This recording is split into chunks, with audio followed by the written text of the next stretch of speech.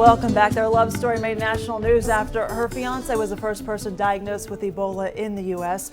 Thomas Eric Duncan later died from that disease. Louise Troh and her family forced into quarantine. She joins us this morning, as well as author Christine Wicker, who helped Louise write the book, My Spirit Took You In. Thank you both so much for being here. I appreciate it. In the book, you called Thomas Eric Duncan a ladies' man, but at the same time, you talked about the long talks you would have, the son that you shared, the fact that he called all of your children his children, your plans to marry.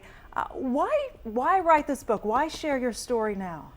Because I chose to write this book, My Spirit Took You In, for people to know the actual truth and who he was and who I am and the kind of people we are.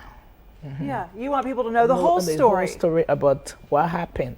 Yeah. Because a lot of accusation was all over the place, accusing me, accusing him. And he was not a bad man. I'm not a bad person. I'm a Christian person.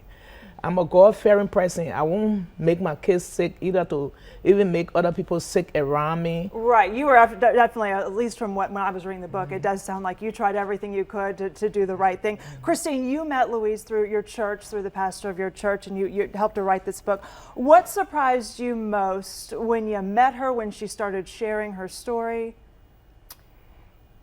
Just how victimized she was by things beyond her control.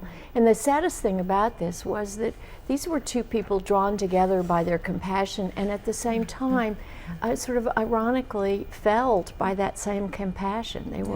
They cared about each other, they cared about other people in the world, and that brought about their downfall. They had done nothing. They were utterly innocent, and then ostracized and vilified by the whole world. Yeah, a few days after Eric arrived in the U.S. from Liberia, he wasn't feeling well. You took him to the doctor.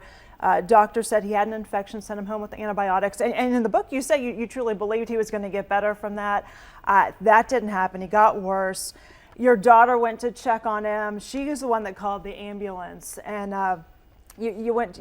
Looking back on it now, and that's when he was basically put into the hospital for the long haul. But your visit to the emergency room, you write in the book, I wish I said to everyone, to the nurses, the doctors, Liberia, Liberia, Liberia. He's only 6 days here from Liberia. I told them twice when we were checking in, and later when the nurse came in to take more information, I saw them write it down.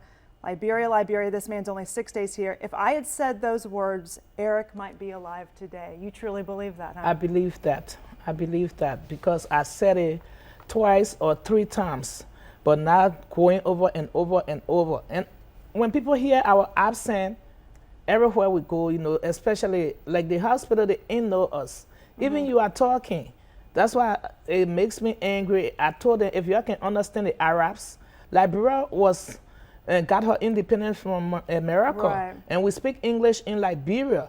So why would y'all intimidate people like that? Yeah. Yeah. The story, the book is a great read. It's so emotional, and you hear your pain, you hear what you went through, and it's just it's heartbreaking to read. And I'm glad you're sharing your story, though. It's definitely something that people should read in our area, especially all of us that went right through this and heard your story. Thank you so much for sharing it. We appreciate it. All right. I wish we had more time to tell it all. Thank you so much. Thank you. And we'll put more information, by the way. And also, we do want to mention all of the book sales. You're going to be using some of the book sales, hopefully, to build a clinic, a school, an orphanage in Liberia. Yes, so you're hoping to use this money for good. And a church.